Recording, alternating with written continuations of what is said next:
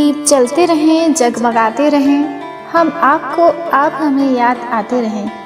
जब तक जिंदगी है दुआ है हमारी, आप यूं ही दिए की तरह जगमगाते रहें। मस्तानी एंड मस्ती ग्रुप महिदपुर सिटी की तरफ से धनतेरस, दिवाली और भाई दूज की आप सब नगर वासियों को हार्दिक हार्दिक बधाई।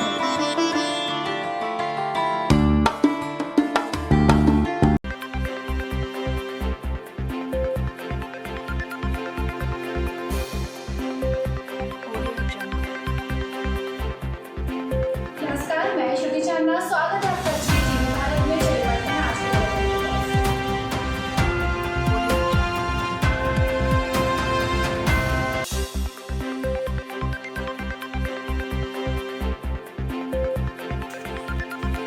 राहगीरों के चलने के लिए निर्मित फुटपाथ पर पक्की दुकानें निर्मित।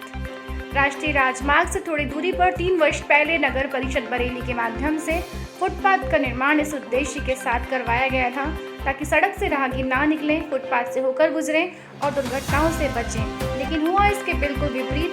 फुटपाथ राहगीरों के लिए नहीं, उत्पाद से लगकर निर्मित दुकानों के संचालकों के द्वारा दुकानों का सामान बाहर रखने के लिए और फुटपाथ पर ही पक्की दुकानों का निर्माण करने के लिए बनाया गया है।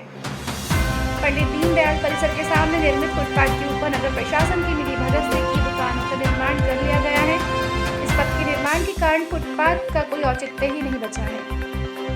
नगर परिषद अधिकारी और पूर्व जनप्रतिनिधियों के आपसी तालमेल के चलते कुछ दुकानदारों को भरपूर फायदा दिया गया है, जिस कारण लाखों रुपए का फुटपाथ अतिक्रमणकारियों के चंगुल में पहुंच चुका है।